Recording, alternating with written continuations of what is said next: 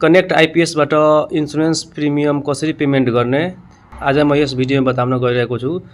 सबभन्दा पहिला कनेक्ट आइपीएसमा आफ्नो एकाउन्ट लगइन गर्ने। लगइन गरिसकेपछि यस्तो इन्टरफेस खुल्छ। त्यसपछि तल यहाँ पेमेन्ट सेक्सनमा जाने अनि पेमेन्ट सेक्सनमा गइसकेपछि यहाँ फाइनान्शियल इन्स्टिट्युसन छ, यसमा टच गर्ने।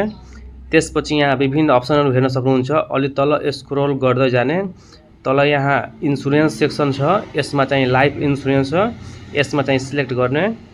अनि सिलेक्ट गरिसकेपछि तपाईले विभिन्न लाइफ इन्सुरेन्सका लोगोहरु हेर्न सक्नुहुन्छ, नामहरु हेर्न सक्नुहुन्छ। तपाईले कुन कम्पनीमा आफ्नो जीवन बीमा गराउनु भएको छ त्यसलाई सिलेक्ट गर्ने। अनि त्यसपछि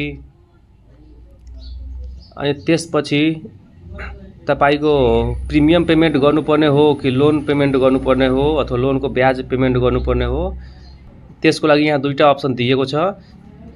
एउटा लोन पेमेन्ट छ, एउटा प्रिमियम पेमेन्ट छ। यदि तपाई किस्ता तिर्न चाहनुहुन्छ भने यहाँ प्रिमियम पेमेन्टमा क्लिक गर्ने। त्यसपछि तल पोलिसी नम्बर भनेको छ, पोलिसी नम्बर लेख्ने। यहाँ पोलिसी नम्बर अथवा बीमा लेख नम्बर भन्छ, त्यो 9 नम्बरको हुन्छ, त्यो यहाँ लेख्ने। यहाँ पोलिसी नम्बर लेख्ने।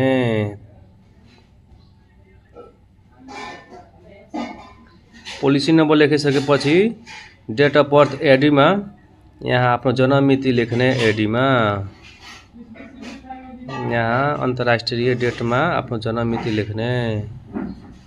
जन्म मिति लेखिसकेपछि यहाँ डिपोजिटर टाइपमा सिलेक्ट गर्ने अनि यहाँ लेख्ने सेल्फ।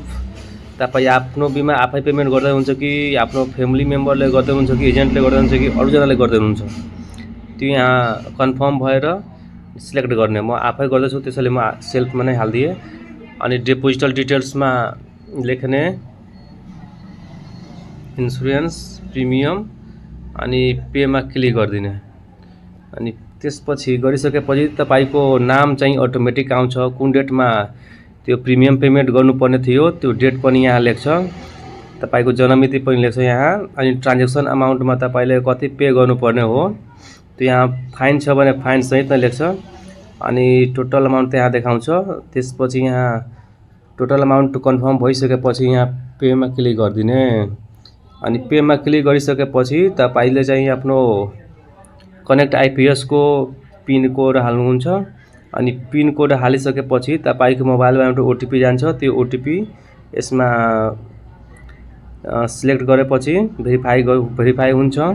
अनि भेरिफाई भएपछि तपाईको चाहिँ प्रिमियम पेमेन्ट भइहाल्छ। यसरी चाहिँ प्रिमियम पेमेन्ट गर्न सकिन्छ।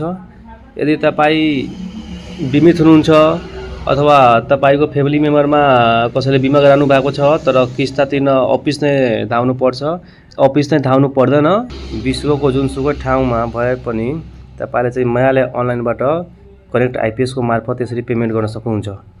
यदि तपाई यी सेवाबाट पेमेन्ट गर्न चाहनुहुन्छ भने त्यसको लागि म अर्को भिडियो बनाएको थिएँ, त्यसमा गएर हेर्न सक्नुहुन्छ। धन्यवाद।